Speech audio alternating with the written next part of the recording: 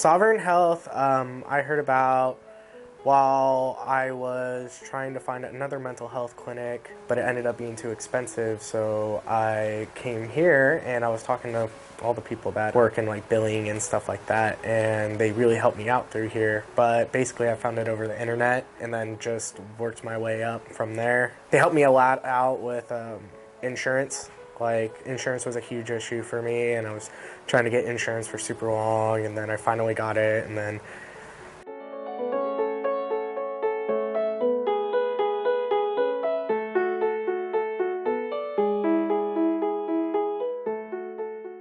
I was using a lot of alcohol and other drugs, and I ended up trying to kill myself because I broke up with my fiance, and from there on out it just got worse and worse and worse. Even though I got a DUI, almost made it to the river. I was driving my car and I was going to drive myself into a river, and in Montana, so in the middle of winter, so it was going to freeze me on impact, but luckily the cops stopped me, got me, and threw me in jail. But I went through court for that, and I continued to use the whole time. I was diagnosed with bipolar disorder after the first suicide attempt, so I started taking medication for that. It was going good for a minute, and I was trying to stay sober, and I just couldn't.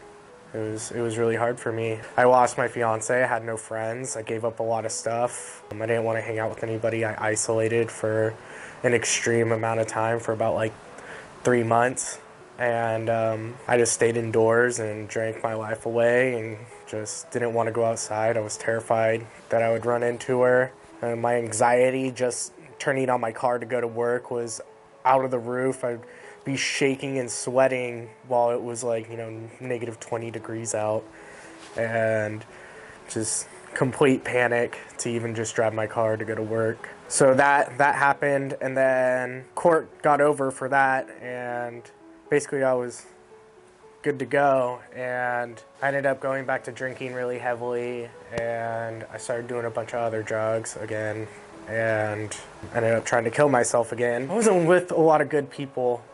I was with a lot of people that used and stuff like that, and I was part of the party scene, and that was just who I was, so me being sober was just kind of out of the question. I just kind of wanted to be back in my lifestyle, and I was trying to still hide all my emotion from the breakup that was just destroying me.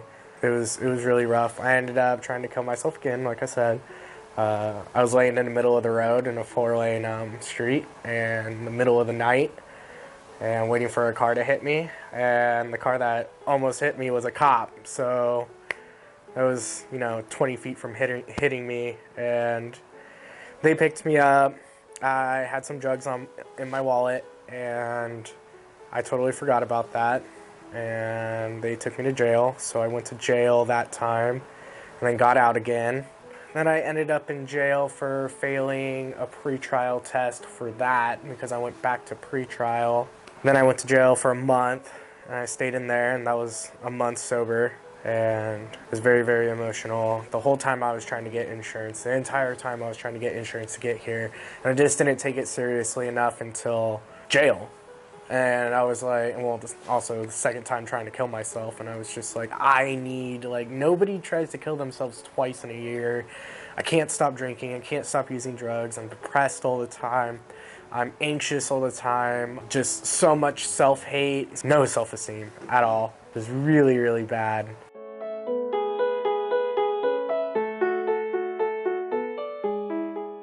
One of the facts is that they had a mental health clinic, or mental health part, so that was a huge factor because, I consider myself an addict, but when I came here, I learned a lot that I drink mostly because of my emotions, and that was one of the biggest things as well, is that I found out really that I just can't control myself, and I don't know how to cope with anything besides that. I haven't been sober in 10 years, and I've been sober for 6 months, and that's the longest I've been sober.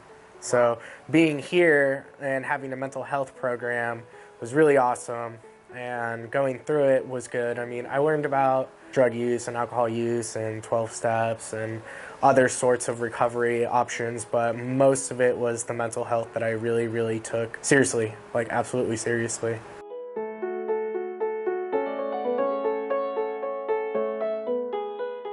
I was really, really nervous. I came from up north towards San Francisco and I drove all the way down here, so it was a really intense drive. Traffic got crazy around the end of it and it was really late at night. And I showed up at one of the houses that we resigned in, I guess. It was kind of rushed at first and I didn't really know what I was doing.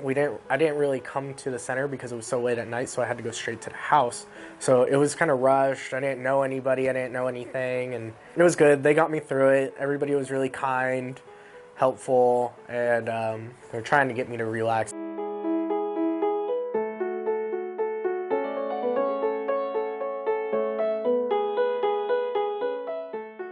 I didn't have high expectations. I tried not to have super high expectations because I didn't want to be disappointed. I didn't want to end up hating this program because my expectations were like so high.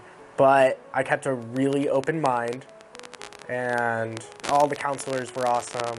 I found a really good group of people and were really, really serious, and I hung out with them.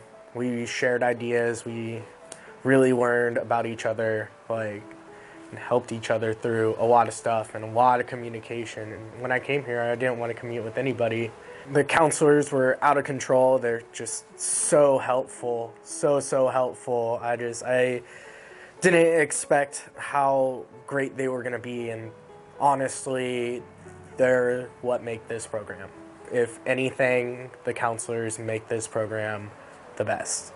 Katie, Regina, all of them are just really, really good. They know what they're talking about. They definitely know what they're talking about. Even though they switch from different subjects, I mean, there's so much to learn and so much that I didn't know at all. And I didn't like being sober, even after jail and for the 2 months before I got here, I was still isolating. I was still depressed.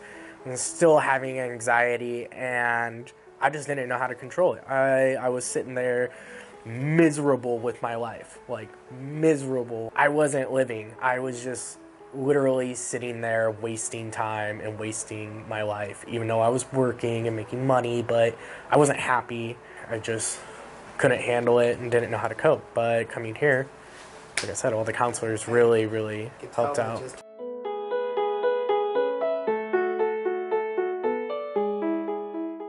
It's good. Refrigerator stocked full of food. We were able to cook, but we're not able to cook now, but that's okay. Probably good enough, you know, not lighting other people on fire and stuff.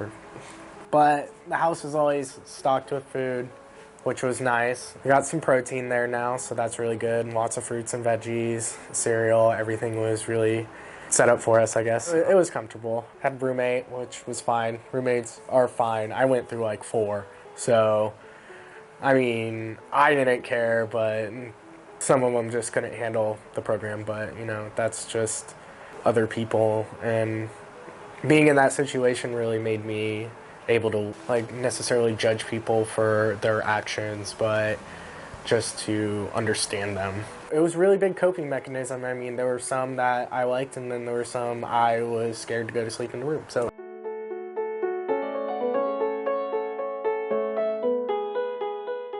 therapists were great. Jordan was great. She brought out a lot of stuff. I got to talk a lot about what brought me here and one of my emotions, and all the counselors were great.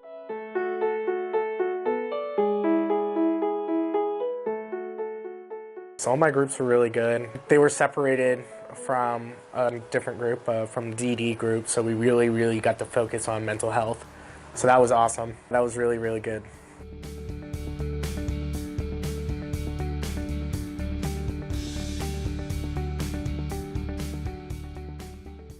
I liked all the paperwork, all the different kinds of paperwork, all the counselors, and they were on it. Anything that I wanted, they gave it to me. All the paperwork I wanted. I mean, if you're serious about recovery and you want it, all you have to do is ask. That's it.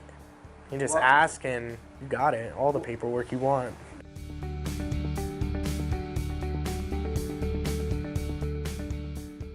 Probably DBT, it's a dialectical behavior therapy, and CBT, cognitive behavioral therapy. Any of the behavioral therapies. I'm not necessarily like a religious person, but there are other ways for your recoveries. It wasn't all about religious stuff. They had other options, which I didn't even know. I mean, I thought I was going to be sitting through AAs and NAs all the time, but no, there's other options, which was really, really cool because I didn't really know that. And those two things, CBT and DBT, are amazing. Mindfulness, learning about your feelings and emotions, and then your behaviors and how they all coincide with each other, and knowing that you have certain patterns that you just fall into. That's what you've been falling into for like your whole life. And well, at least for me, that's the way it was. And I learned how to like catch my emotions and my feelings before I start doing something.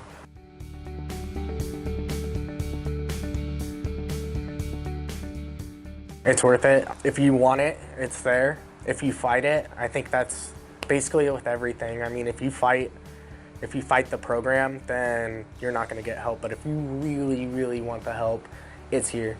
It's 100% here. All you have to do is ask. All you have to do is show up, basically, and get your stuff done, talk to people, talk to the counselors, talk to your therapist, talk to your case manager. They're all great people. They're all there to help you. And I'm definitely not coming back, which is a good thing. So I don't want to come back. I want to be a success. I don't want to be a statistic of the 90% of people that go through rehab relapse. I'm not going to be that. I'm going to be part of that 10%, hopefully 11 now, but I'm not coming back. I don't want to relapse. And it's really opened my eyes to that. And if somebody's really blind by everything that they're doing, like getting a good look at yourself is one of the things that they do here, not in a bad way, but in a good way, you know, like understanding yourself. So I would say all around great experience for being here. I mean, there's the things you don't like, and then there's the things you like. I mean, that's with everything, though. I mean, even if you don't like it, you still have to cope with it, and learning how to cope with it is part of the challenge. I mean, everybody's going to have troubles in your life, so if you don't like something, you're still going to have to do it, and that's with, you know, taking out the garbage and just living or at work. I mean, sometimes you don't want to do something, but you still have to.